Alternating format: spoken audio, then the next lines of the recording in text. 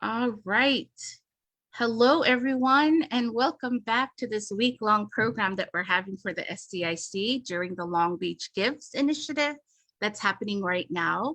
These programs are really meant to just offer a little glimpse of what the SCIC does, what this Interfaith Council does, so that you know what your generous contributions are going towards supporting. For those who may not be familiar with Long Beach Gives, it's an initiative in which, particularly based in Long Beach, but for Long Beach nonprofits, but anyone and everyone around the world is welcome to donate. But there's about over 200 some organizations that are part of this Long Beach Gives. We are selected, and there's peer-to-peer fundraising. So that means that we have a team, I think, SCIC's team is about 30 people who are reaching out to their peers and our peers and asking support to continue the programs of the SCIC. If you go to longbeachgives.com, I believe, put in South Coast Interfaith Council, you'll see our page, and we would love any and all contributions. Today, what we're going to do is talk a little bit about one of our programs called Courageous Conversations. SCIC board member Marietta Fong took the leadership in this and was just fantastic in leading this program, where we had just that, courageous conversations about topics that are important in the times that we live in. So what we want to do today is actually show you one of those conversations, and we'll play a recording of that and then talk a little bit after that. But before I do that, I want to say hello to Carol, who's gonna wave, and she's our SCIC president. Thank you, Carol, for always being here with me. And I also want to say hello to Michelle, who is our SCIC office administrator. Thank you, Michelle, for putting this behind the scenes and making it happen. The Courageous Conversation that we're playing today actually focused on a specific foundation called the TIA Foundation. And among the individuals and communities that this foundation continues to serve are that of the immigrants as well as refugees. So this was a conversation that Marietta had with one of the founders of the foundation itself. And again, this is just, again, one of the programs that the SCIC does, particularly in the realm of education. All of our programs fall under service, education, or celebration. And we hope that you enjoy it, and we hope that you allows you to have a little bit of a better understanding of what it is this council does and what it is that your generous contributions are funding. So Michelle, I'm gonna hand it over to you to play that video, and then we'll talk a little bit about that afterwards.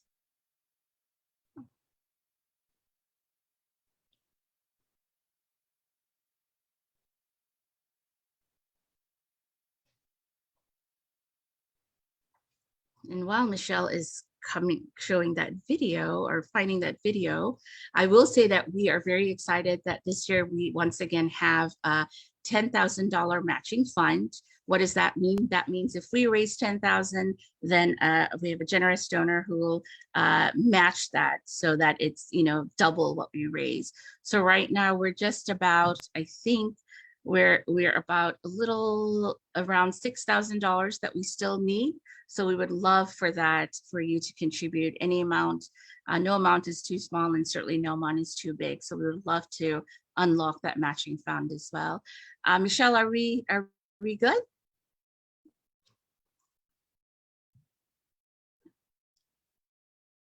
I see Michelle looking at her screen, so I'm sure she'll let us. All right.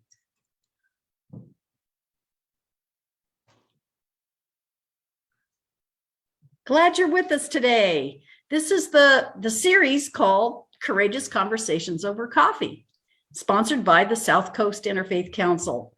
Thank you for joining us today for a conversation with Shukris Background, the Operations Director for TIA, an organization whose mission is to create communities of support and to organize access to economic opportunities and critical resources for immigrants, refugees, and displaced Indigenous communities. My name is Marietta Fong. I'm a member of the council, and I belong to the Rolling Hills United Methodist Church here in the South Bay area of Los Angeles. Today's program will be about 45 minutes to an hour or so, and first we'll have some general questions and conversation. And then during the Q&A section near the end, you'll have an opportunity to send questions to me via the chat box, which is located probably at the right bottom of your screen, so that I can share those with our guests today. TIA was founded in 2010 by refugees and women of color, quote unquote, for the places we live and the communities we serve. We embrace the strength and beauty of our different histories to build spaces and experiences where all discover belonging. The TIA Foundation was built on the personal experiences of two women, and their core values are inclusion, kindness, empowerment, and economic advancement to help the program participants achieve economic mobility and community in the United States. Identities and gifts stretch far beyond experiences of displacement. And the foundation people believe that those who survived displacement are the true alchemists who can create life after loss. Surviving tragedies should be celebrated, and they're changing the narrative. So, Shukri, hello. Hi, how are you? Thanks for reminding me to grab my cup of coffee for our chat. I always forget that. So we're ready today, aren't we? Got that going for us. So let's just jump right in, and let me ask you to tell us a bit about your background, especially the work that you did with the International Rescue Committee before you joined TIA. Sure. First, thank you again for having me on. Really excited to share our story and share the work of TIA with everybody today and with your audience. So for myself, my family experienced displacement and were refugees themselves, Palestinians back in '48, and came to the United States in the '80s. And I was born here in the US. And, just kind of seeing how they adapted to life in this country and the challenges they were going through. And then for myself, growing up kind of in between two worlds, the world of my family and then the world of the US, being a bridge for them at times was very difficult. So I, over time, wanted to do work that would help understand how to support others that kind of had a similar experience. So specifically refugees, since that's the experience my family had, and some still continue to this day, experience that displacement. So early in my career, I was fortunate enough to work as a case manager at the International Rescue Committee, IRC, at their office in Glendale.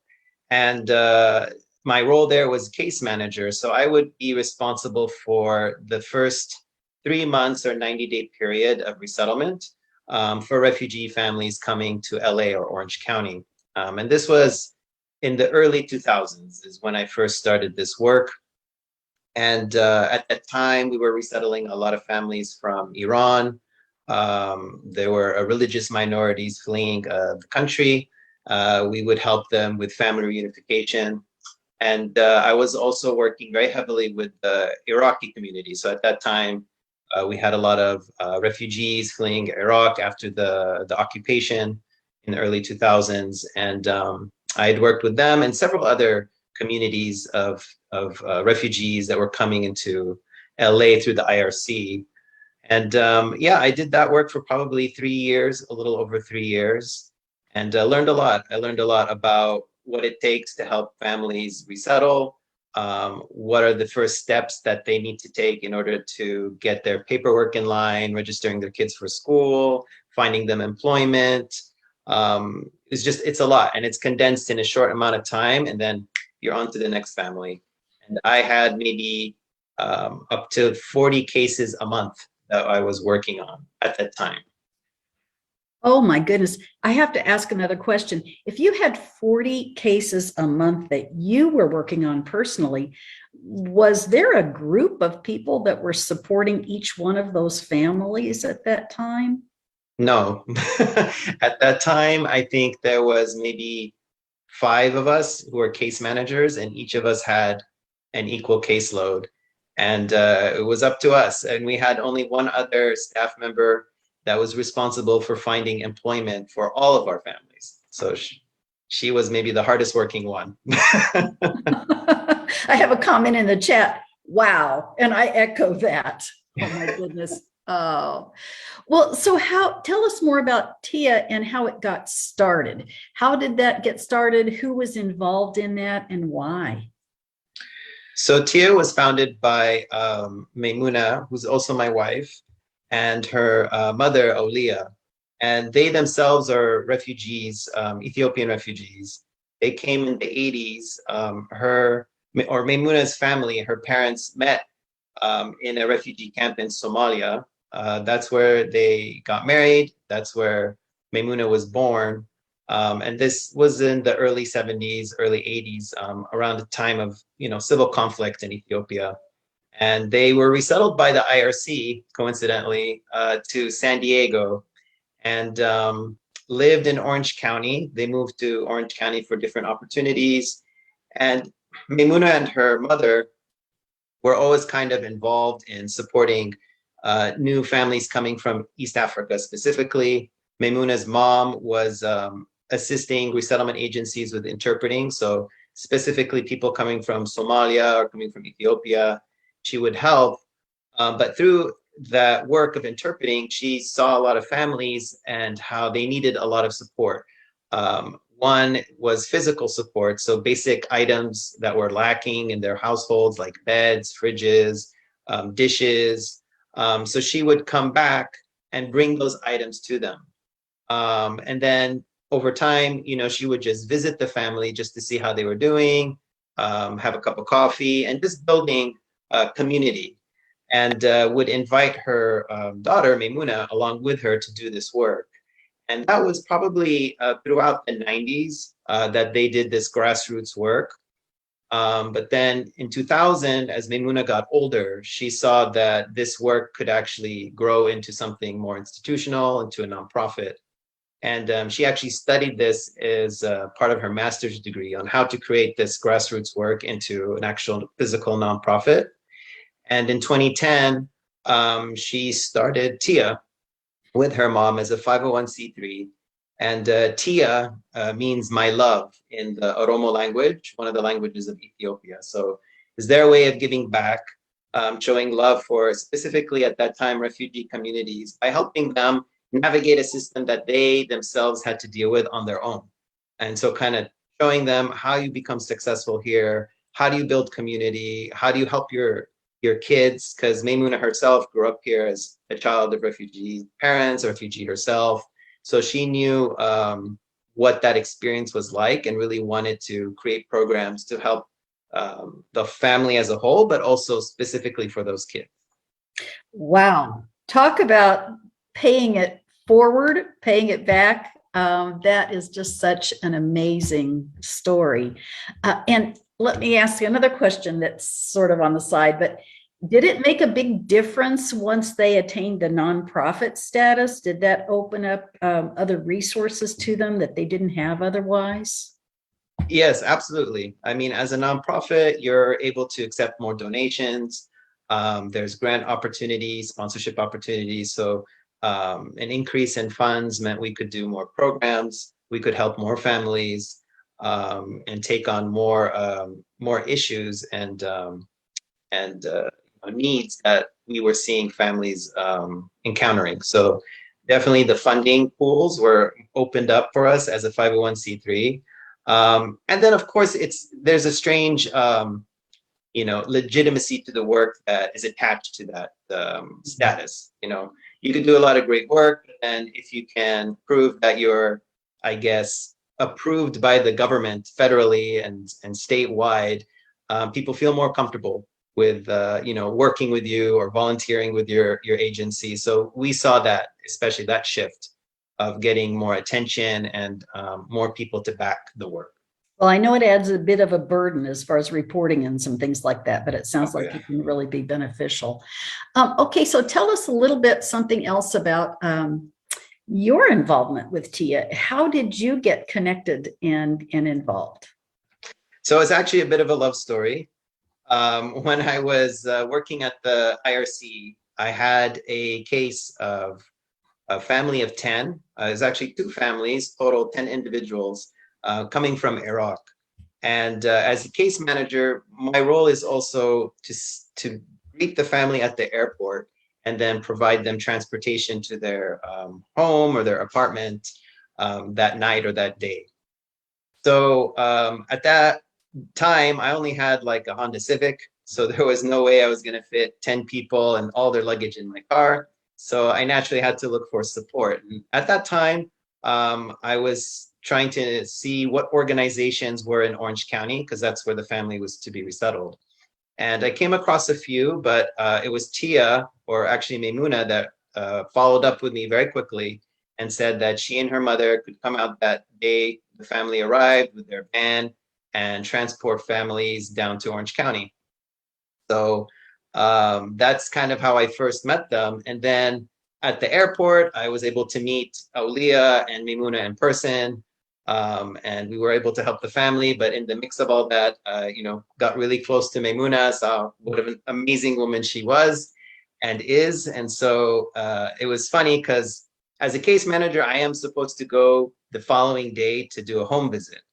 But I also used it as an excuse to see Maimuna in Orange County. So when I was down there, we had our first lunch meeting. She thought it was a professional meeting, but it was more of like a date. And 7 months later, I proposed and we were married. And so ever since then, I've just been involved in her work and supporting the organization as much as possible. But more recently, in 2020, actually, in 2020, I joined officially as a staff member as director of operations.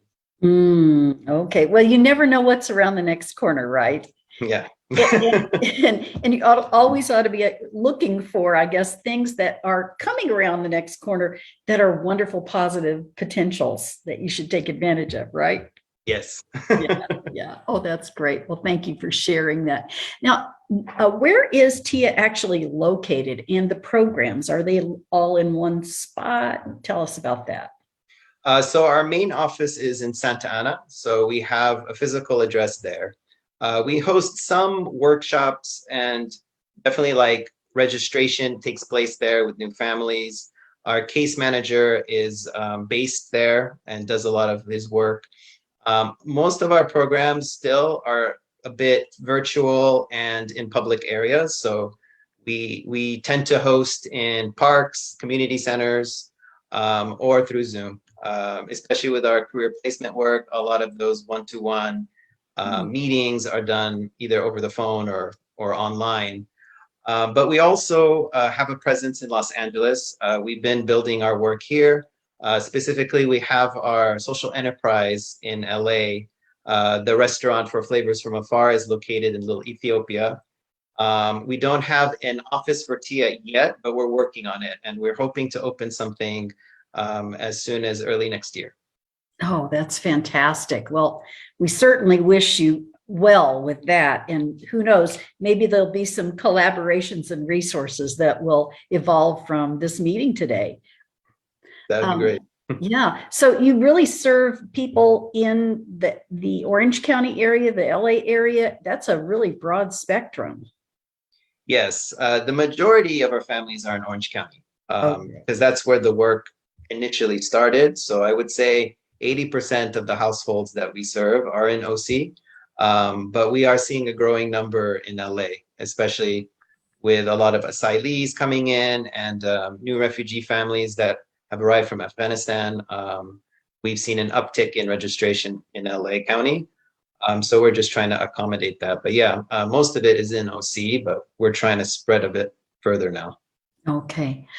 So I see that from the website that TIA concentrates their programs in 4 different areas called cohorts. So tell us what these are and why you do this.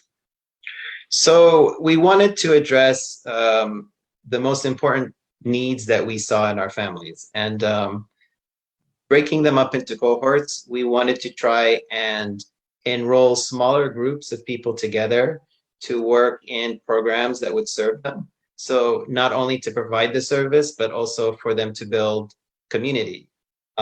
We have now, I believe, 214 active households, which is over 700 individuals.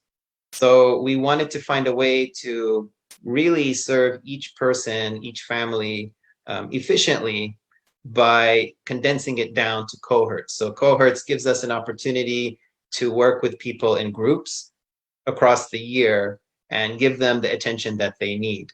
Previously, when we had kind of like larger, broader programming, we felt we were just service-based. We were just kind of providing items, providing support very generally and broadly, and not really connecting with the families anymore, which is what we were founded on, was that interpersonal relationship was more important to us. And when we were starting to lose it, we shifted into this cohort system. Mm. And we focus on women and mothers as one. The second group is children and young adults. And the third is economic advancement. So everyone that's specifically focused to find work. And the last is community, which incorporates the families we work with the larger, broader community of volunteers and supporters and donors together. And under each cohort, there's different programs that we have that address the needs of each of those groups. Okay, so tell us about some of those programs, please. So with women and mothers, I think that one is one of our most active. We have one program in particular called Tea and Tots. This is hosted once a month at a park or community center where we invite the women in our programs, especially the mothers, to come down and get some essential items that they need for their children. So, for example, diapers, baby wipes, toys, school supplies. Each month it's a bit different, but consistently diapers, because we know that's one of the biggest needs. And by inviting them to these public places, we're also providing a space for the mothers to kind of relax and have their kids join them, usually the younger children, ages 7 and under. And we'll host activities for the kids, so the tots. We have like arts and crafts and soccer that they engage in with our volunteers. And then the women have tea and sit and have some like snacks. And our volunteers engage them as well. And sometimes we will provide information, especially around health, women's health, different resources that we feel the mothers could benefit from, and give them that time and space to just be amongst themselves. And that's what we do. I mean, it's pretty much just a way for everyone to connect with each other and still be receiving a service. Because previously, we would just deliver diapers or people would pick them up at our office. And again, it started to feel very transactional and we weren't connecting. So this was our way of bringing that back, that connection. And especially after the pandemic, I think people were very hungry for that, opportunity to connect in person again. And again, like I said, we host it once a month. And right now, primarily it's in Orange County. So that's one program, I think, just to kind of highlight. The other, I would say, is the economic advancement cohort. We have two programs there that are very active. One is career placement. So we have a career placement specialist, her name is Mira, who works with all the individuals in that specific cohort to find gainful employment. So we're really looking at good jobs with good pay, good benefits. We don't want to employ them in jobs that treat them poorly or mistreat them, because we see that too. We want to find them places where they feel safe and that they can actually grow. And simultaneously, we do professional development. So we are cognizant of the fact that a lot of our refugees come here who are very educated or specialized in a certain sector of work, such as doctors, engineers, and lawyers, but their certificates don't transfer over. So they have to recertify, which can be very challenging and very stressful, and sometimes create a lot of depression, or, you know, especially individuals who are a lot older and have been doctors for several years, and now they're being asked to do dishes. So we try to show them that, yes, you have to sometimes work somewhere, but the path to returning in your professional career is possible. So we try to do that through that program. And then lastly, the culinary program is the other piece of the economic advancement cohort, and that's tied to our social enterprise Flavors from Afar. And through the culinary program, we recruit individuals that we see from our families who have a special love for food, used to be cooks or chefs back home, owned restaurants, and give them an opportunity to share their menus at our restaurant, but also receive training. So through that like initial work that they do with presenting their cuisine, we have a program instructor who will work with them to understand their menu, but then also provide them culinary training on how to present their food in a different way, how to look at their food as something they could market on their own. And simultaneously with our program instructor, our career placement specialist will work with these individuals to eventually help them find ways to start their own business, create licenses, start their own catering company, start their own restaurants. So that's another step where if there are individuals who are very keen to become part of the culinary world, we help them get there. Oh, that sounds fantastic. I did put the link to Flavors from Afar in the chat box, so I'm encouraging everybody who's on this call to check that out, go down there and have dinner at least, or find out more about it. So how in the world did you come up with that idea? That is fantastic. It actually came from our community. It was at a time when TIA was going through some financial hardships.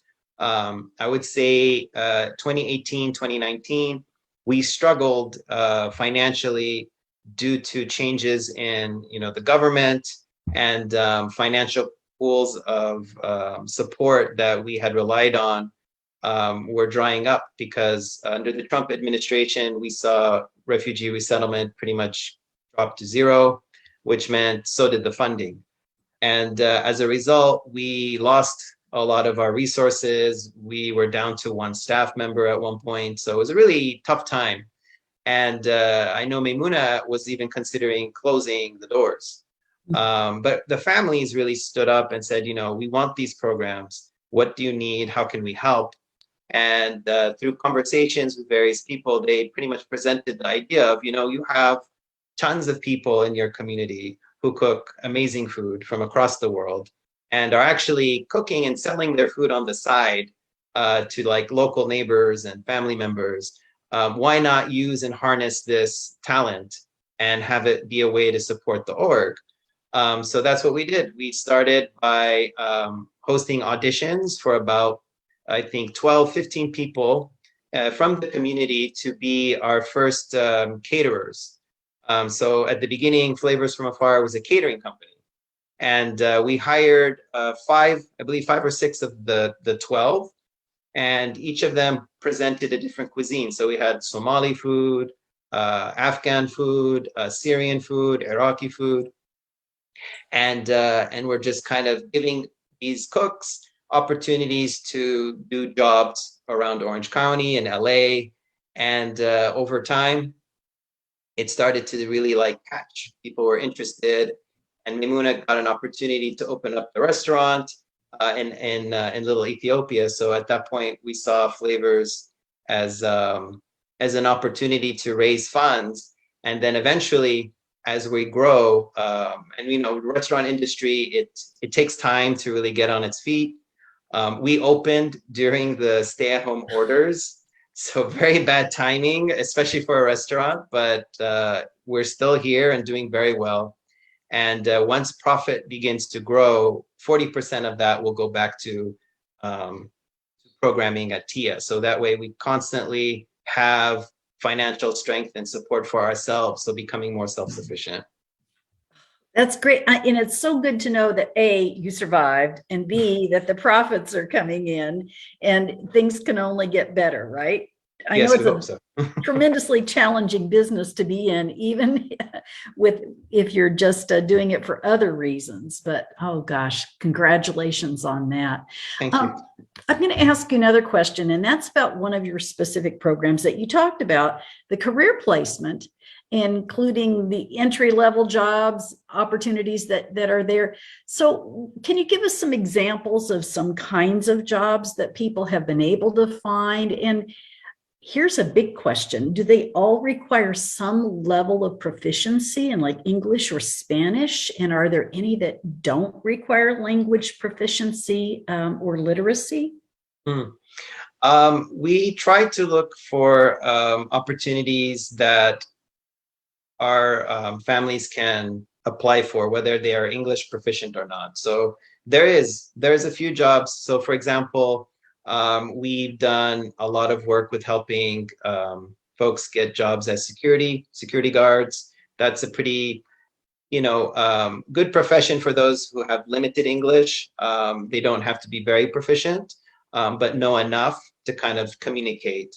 And then we do find jobs in different restaurants. We sometimes hire them at Flavors to work. So, the restaurant industry, especially working as a dishwasher or doing the janitorial work, doesn't require much English proficiency at all. So they're able to start.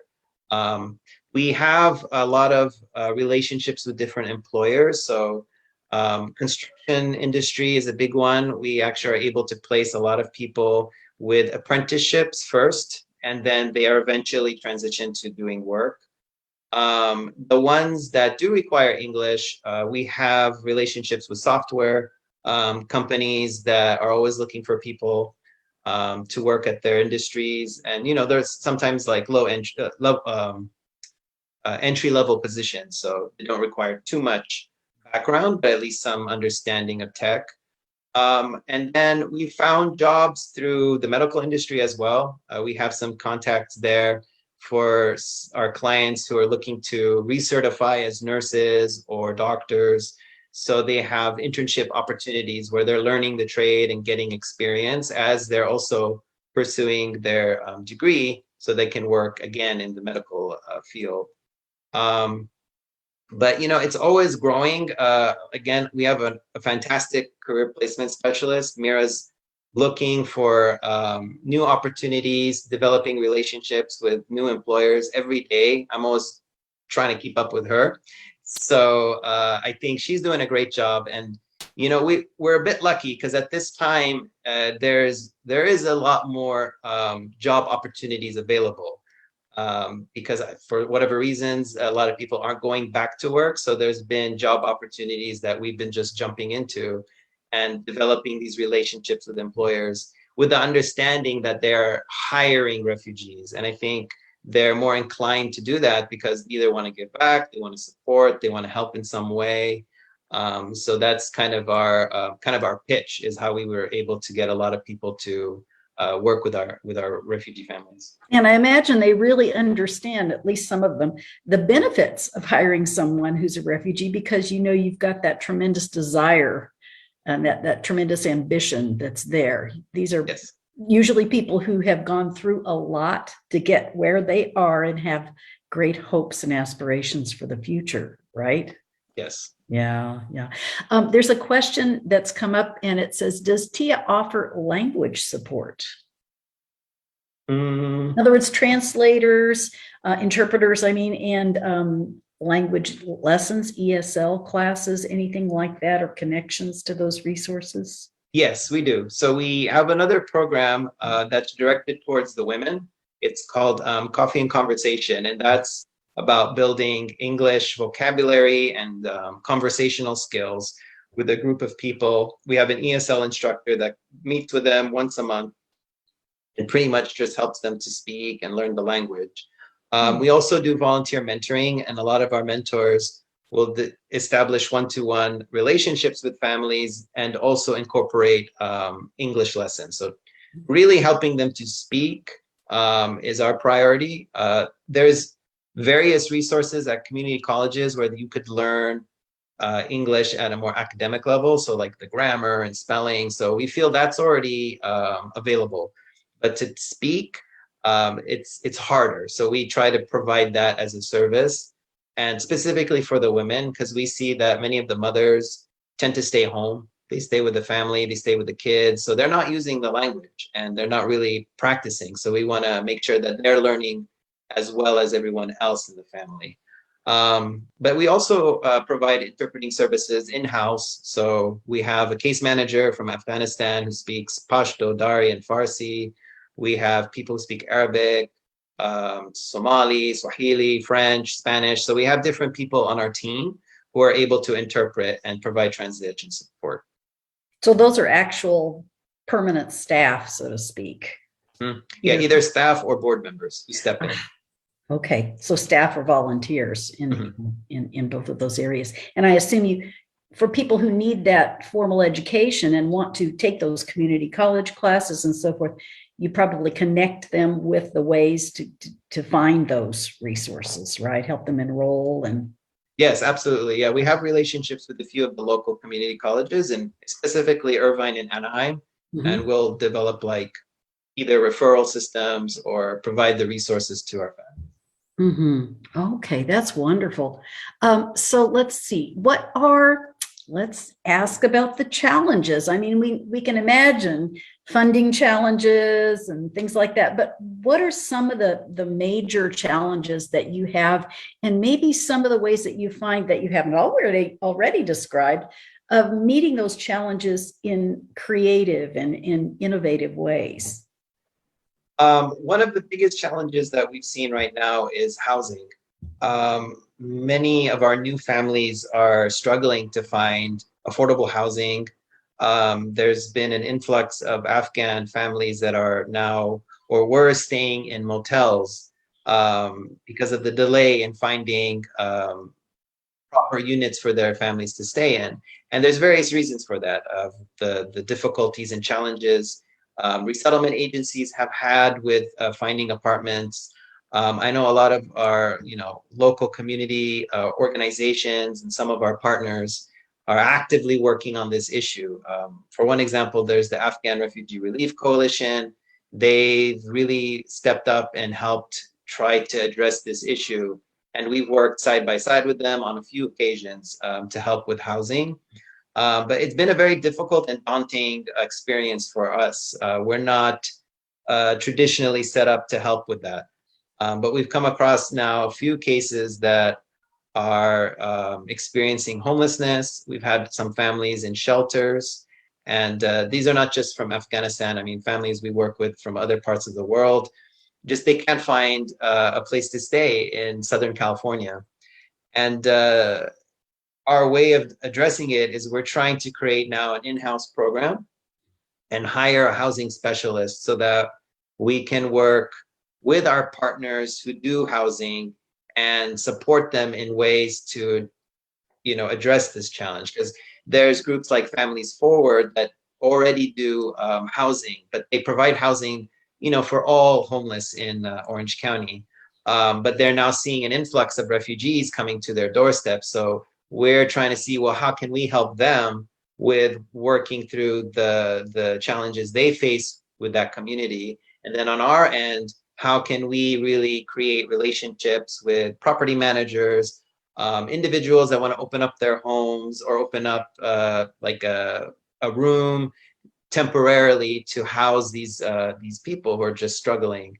And we're on our own now, kind of trying to create the resource. And that's something that we do at TIA, which I've always valued, is we don't get too stuck on one thing. If there's a need that is in our face that our families want us to address, we will shift or we'll adapt if we can.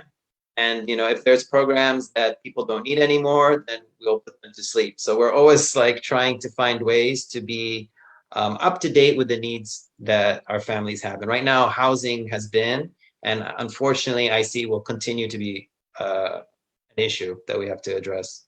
Yeah, I think when you're a smaller organization, one of the advantages of that is that you can be a bit more nimble you can address the needs, and you can I hate to use this word pivot, but you can turn towards the things that need more focus as they occur. So one of our questions in the chat is that whether the families connected with TIA program get government assistance, and how long does that last? Yes, the refugees do. Refugee families are part of a government program that's it's called RCA, Refugee Cash Assistance Program. So they're able to apply for that and receive resources in the form of cash, food stamps, and Medi-Cal. Unfortunately, the cash assistance is very meager, and especially in the state of California. To give you an example, an individual will receive up to, well, back in my day, it was like $300. It might have gone up a bit to maybe $400, but not much more. And that is supposed to be the cash assistance to cover rent, utilities, and all other expenses other than food. Food stamps tend to be generous, so luckily we don't see hunger as a problem that families face with this program. But homelessness, yes, because it's just not enough money for anyone, and it's limited. For a individual or couple, it's 8 months of support that they receive. Families, after 8 months, they can switch over to CalWorks. So then they're put into the general government assistance program and receive pretty much the same benefits, but it lasts longer versus those that are only up to 8 months. And I would assume that once someone's involved in employment, that somewhat reduces those benefits, although I guess it comes out to be more than if there were no employment. Is that probably an accurate picture? Yeah, yes, that's right. And that's why with our career placement program, we really try to find good jobs so that if they transition into a position with a good salary, then they don't need the government assistance. Mm-hmm. We've seen some that work, in some conditions where it's they get paid under the table, but it's not the way you want to go. It can also negatively affect not only their benefits, but it could be they could be legally charged for misusing the system, which has happened. And then, of course, if you have a job where you're taking money under the table, it probably means you're not making enough and you're trying to keep your benefits. So we don't want our families to have to juggle that. We want them to move out of government assistance and feel comfortable and confident in the new position that they're working in. Mm-hmm. I'm going to go back to the chat with a question about the housing the housing crisis problem that you were addressing before, and that is recently there is a move to build ADUs, those accessory dwelling units, and do those seem to help the situation at all? Are there places available that are ADUs that families could move into that you know about or find out about? I don't know. I'm not actually very familiar with that, so that I'm glad someone brought that up because we definitely look into it. I believe the staff at our org who are working more closely with this situation might be familiar, but as for myself, I'm not. Yeah, they're just kind of, grandmother units or what have you that are built on a property or an additional living space that before you couldn't have, but now it's become more possible to do that. Let's ask what currently are your major sources of funding, if you don't mind? Sure, no, not at all. We receive a lot of foundational support, so grants. Some of our partners include the Sun Family Foundation, PIMCO, Hogue, just to name a few. So they provide general support in the form of funding, so like general operating funding, and then some that are specifically towards our program. So we get a lot of directed, restricted funding for like, everything okay? Yeah, you're back on. It was frozen for a second. Oh, it was frozen. Okay, sorry. We get restricted funds that go specifically to programs. So like our economic advancement, there's earmarked funding for that so that we ensure we have a staff member and the program continues on. Outside of that, individual gifts, we've always hosted community events, fundraisers, and we have a very large pool of individuals who have consistently given to the organization.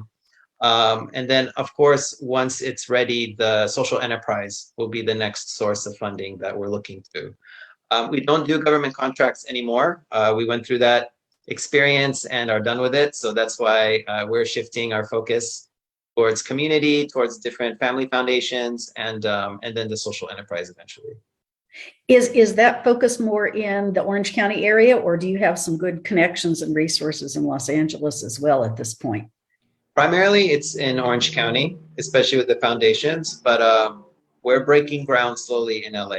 LA is very different political beast. So we're just trying to understand how to kind of get into that network and build partnerships with foundations. There's a few who are interested. So that's why we're looking to next year to start our office in LA once we have secured some funds. Yeah, partnerships, collaborations with funding donor sources and so forth, and other organizations where you can share resources and help each other. That's just the best, isn't it? Mm-hmm. Yeah, absolutely. Yeah. Now, here's a question. Are there volunteer opportunities at TIA? Yes, absolutely. So there's two forms. There's the community volunteer, and then there's the mentor. As a mentor, that's where you get a one-to-one experience with a family or an individual. And in that role, you're able to help somebody or a family learn English, support them as like a job coach. So if you're interested in professionally supporting them, that's another way. And then just developing a relationship. With mentoring, we also see it as, friendship building. So you're kind of going in consistently to see if there's questions the family has, if there's resources that can be provided, to just kind of be there to immediately address needs when possible. And then if it's out of the scope of the mentor, our case manager steps in. So there's always like a supervisional component to it where mentors aren't just thrown into a household and left to be. We are trying our best now to have case management as part of that experience so that we're looking at the experience of the volunteer and the family.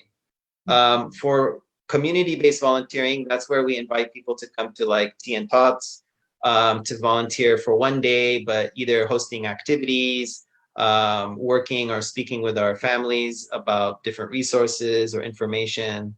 And that is, again, where we have that opportunity. And eventually, when we bring back soccer, we'll be looking for volunteers there to, as soccer coaches or helping kids on the field. So those are what we have right now. Tell us again about that soccer program. I don't remember if we talked about that. What is that? So we, TIA really started with soccer. One of the first programs was soccer directed towards youth. We had a partnership with Soccer Without Borders. And back in 2011, I want to say, we hosted a week-long soccer camp. And we thought maybe like 20, 30 kids would show up. We had 66. So there was definitely a need. There was a desire from the families and the kids to get involved in soccer. So that program really developed and grew over the years to become a weekly curriculum. And then to the point where we almost had like formed a TIA soccer group that was competing with like AYSO and other teams. So we were really like advanced in our program. But then, the pandemic hit and we had to stop soccer for quite some time. We haven't brought it back yet because we're just being careful and then also trying to reimagine the program in the event that something like this were to happen again. We don't want to have to shut down the program. So if we want soccer to be consistently provided, if there's another pandemic, how do we have soccer still be available or still be a program in that, in those types of crises? So that's why we've been very careful about how to bring it. So we'll see. This summer, we want to at least start it because all the kids are asking for it. So we can't, ignore the needs of the people. So we're going to do our best to bring back soccer. Sometimes circumstances cause us to be really creative and innovative in how we respond to these things. Yeah. A couple of other good questions in the chat. One is about the things like Tea for Tots and some of the other programs where people need transportation. Nancy asks, in gathering the cohort groups, such as the mothers and children, how do you handle the transportation challenge and finding the space to meet? That's an excellent question. It's actually a problem that we face all the time. Transportation, we are very creative. Sometimes if one of the families has a van or has a car, we ask them to help us with bringing families out because they tend to live very close to each other. And if there's somebody within that community that's able to help bring families, then we'll work with them and we'll compensate them for mileage. Our staff as well will assist with transporting some of our families, especially ones that are a bit further out of the location of the event. Then we'll try to bring them as a courtesy. Finding space is a little hard because we have a lot of families in Irvine, a lot of families in Anaheim. So it's a little hard to find a meeting ground that is between the two. Then part of the issue is, well, if we find something in the middle, sometimes it's just too far for both sides and they don't go. If we put it just in Anaheim, Irvine is excluded. So we have to kind of move around. So we'll pick a location that's in Anaheim and really concentrate our efforts on those surrounding families to attend. And then the next events we'll do in Irvine. So unfortunately, there's some people that don't get to participate, but at some point they will. So that's kind of how we've been trying to work that out. Another thing we want to do is we're actually thinking of changing our office. It's a bit out of the way, and we've noticed people not coming out to our facility as often. So we might move so we're a little closer to the families that we serve. So we'll see. So, but yeah, that's a challenge that, we're still constantly dealing with. Yeah. Okay, here's a question about job interviews. And Deborah asks, do you have clothing for interviews and job applications, for example? Yes, we have a partnership with a group. I cannot think of their name right now, which is horrible. But there is a group that does provide clothing, professional clothing to our families. So we don't do it, but we work with others who do provide that. So yes. For interviews and jobs, we try to get them connected so they have a nice suit or nice dress to go into interviews for. Okay, that's another instance where you're looking for a resource and you're making that connection to the resource that's available, I guess. Yes. Yeah. So did you say that you have about 215 families actively involved right now? Yes, about 215, 214, yeah. Wow. And that grew from a very small number. Is this probably the height of as how many families you've worked with at a time? Have there been more in the past, or you're just on a constant growth curve? No, there's been more. At our height, we were at 336. This was, prior to COVID and prior to funding cuts. We were a lot larger and had a bit more resources to handle more families. After the pandemic, it shrank down to about 150, I would say. And then it's now growing again. But we're trying to be mindful about the numbers, where we don't want to take on too many and then not provide adequate services. We'd rather have a manageable amount of families we work with and do the best we can to really help them. So that's an in-house conversation right now, is where do we cap it? We don't want to, because we don't want to turn anyone away, but at the same time, we don't want to provide inadequate services to them. So it's a conversation. Yeah. Now, there's a specific question about one group of people, and that is Nancy is part of a group that's helping Afghan families, and she's asking if you know of an enclave of Afghan families living close to each other in either in Orange County or in Los Angeles. Yes, there is. but I'm not 100% sure where anymore. It changes. And it changes based on where housing is available.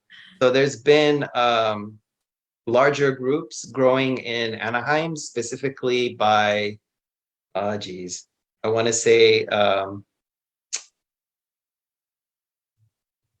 I can't think of it right now, but there's a part of Anaheim where a lot of families tend to congregate in these different apartment units where there's a lot of, access. The property managers there are already familiar with refugee families, so they're able to get in a lot faster. So specifically Anaheim. Outside of Anaheim, it's starting to grow in different areas. Irvine is another area. I don't know specifically where yet, but there are a growing enclave of Afghan families in Irvine right now.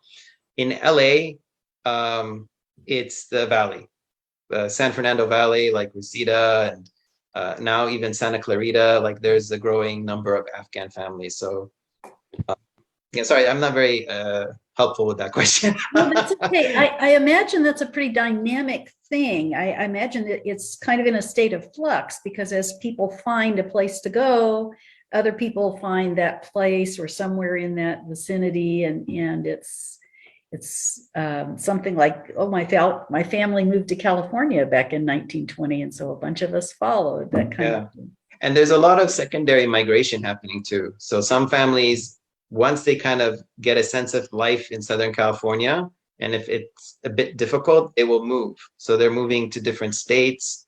Some are moving further north to areas where there's larger Afghan communities. I'm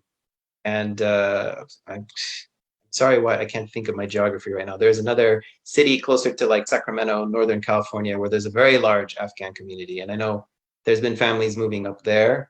But other states as well, just because it's more affordable, and it's there's a little bit more employment opportunities as well. They've been trying to find different locations. Okay, well, I think we're close to the end of the program. Let me ask you a really important question. If you could give us all a challenge today, what would that be? I would say Personally. definitely try to understand as much as you can about these families that are resettling to Southern California, Orange County, LA, and like make an effort to kind of know more about who they are and about their background outside of the current conflict.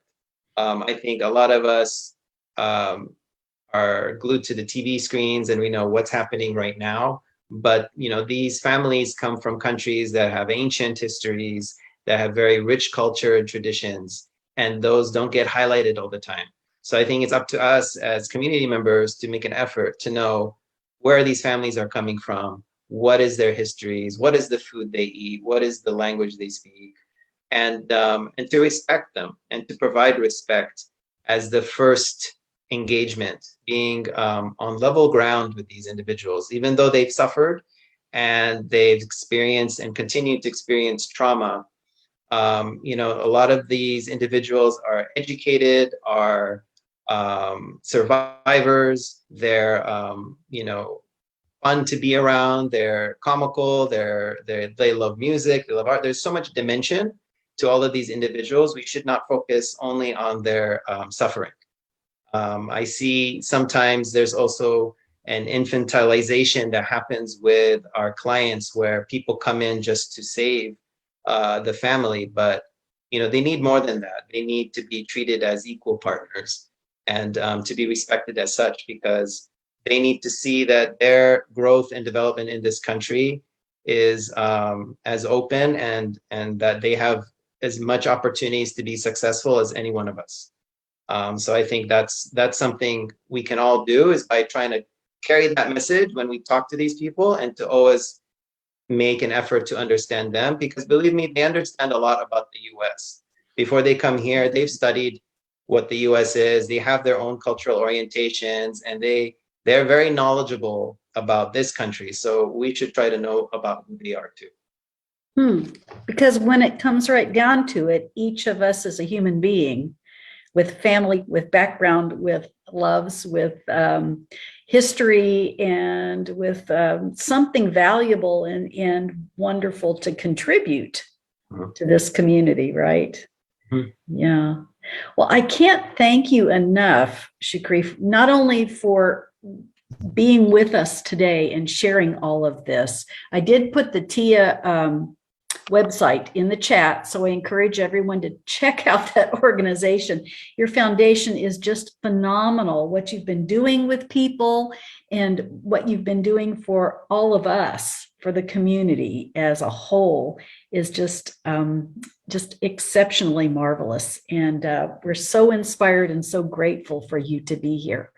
I will also suggest that people continue to tune in to this program once a month and continue to look for other ways to get involved with the South Coast Interfaith Council. We're a varied organization with lots of different programs and endeavors, and we love to have your participation and your support. So please support TIA Foundation, please support South Coast Interfaith Council, and reach out and make a new friend and a new neighbor if you can. And thank you all for being with us. I've got lots of comments in the chat about what a wonderful message, and what we are so grateful for your knowledge and experience that you've shared with us today. Thanks for the great work and that you make our community richer. Thank you. Thank you so much. Thank you, Shukri, and thank you everyone for being here. Stay tuned and come back again. Bye-bye.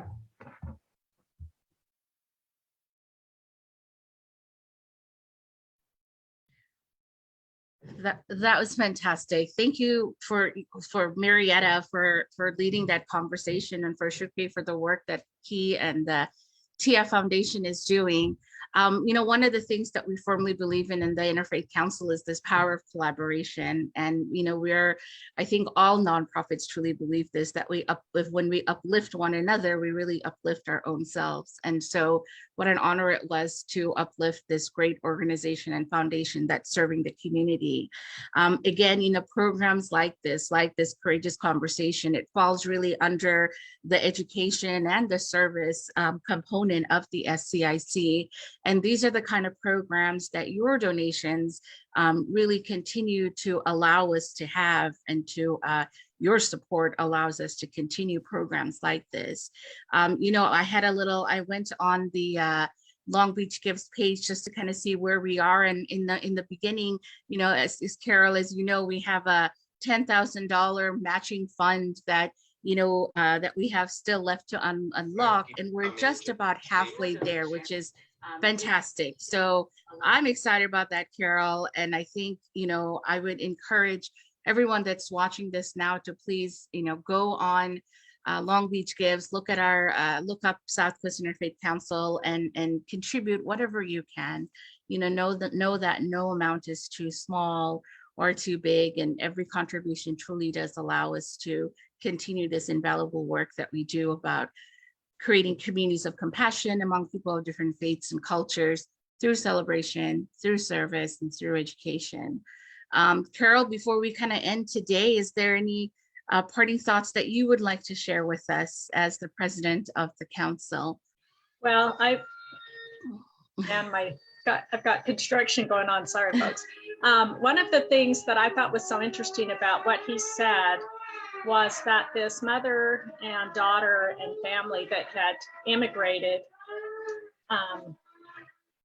had wanted to help people, to give them the help that they didn't have when they came. And I just thought that was such a wonderful thought for everything in our lives. Is all of us have had different experiences, and how great would it be that for the things that we've had difficulty with, or trials, or hard for us, that we can try and reach out and help others. And that's what South Coast Interfaith Council is trying to do, just in helping to understand one another, so no one feels alone, no one feels like an other, that we are all one family, and be able to make the contributions to people's lives that will help them to feel more a part of everything. And as you donate to South Coast Interfaith Council, that allows us to keep doing that on a larger basis, not just on our own individual basis, which we should each be doing, but as on a community basis. And so we are very grateful, like Melia said, for any amount that you feel that you can give us to help us. And thank you so much for sharing our courageous conversation today.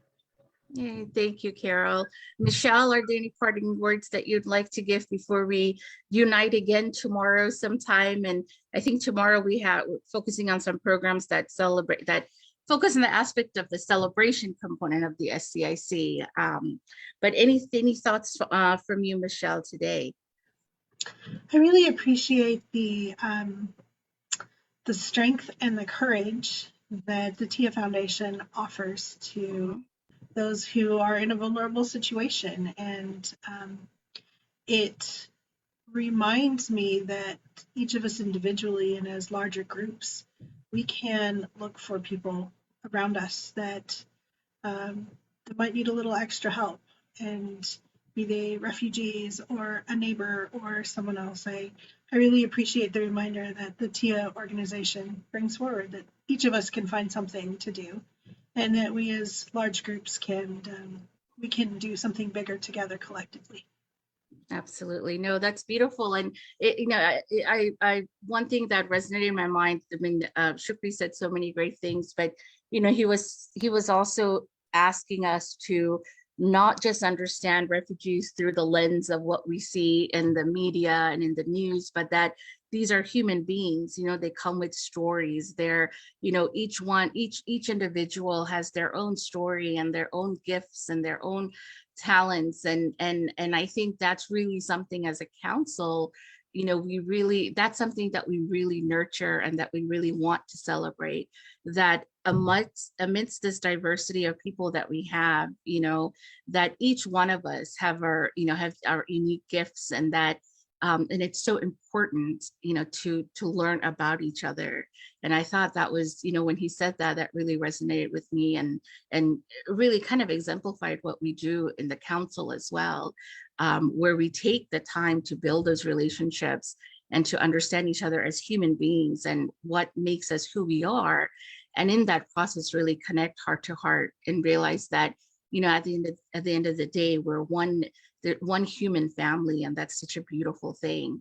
And if that can be the catalyst that's used, then just to make our little corner of the world a better place, and that has a trickle effect. I think we those affiliated with the council, we truly believe that. So thank you, Carol, thank you, Michelle, for being here with me, and I'm sure we'll see you guys again tomorrow. And thank you for those of you who have watched this. Again, we'll also, put a link on our website that links to our page on Long Beach Gives, so that it's easier for people to find. But South Coast Interfaith Council, our overall goal is $35,000. Currently, we're trying to unlock the $10,000 matching gift, and we need a little over $5,000 more to do that. So please know that any amount is truly, truly appreciated. Thank you again, Carol. Thank you, Michelle. Thank you, everyone. And we will see you again very soon. Have a great, good day. Thanks, guys.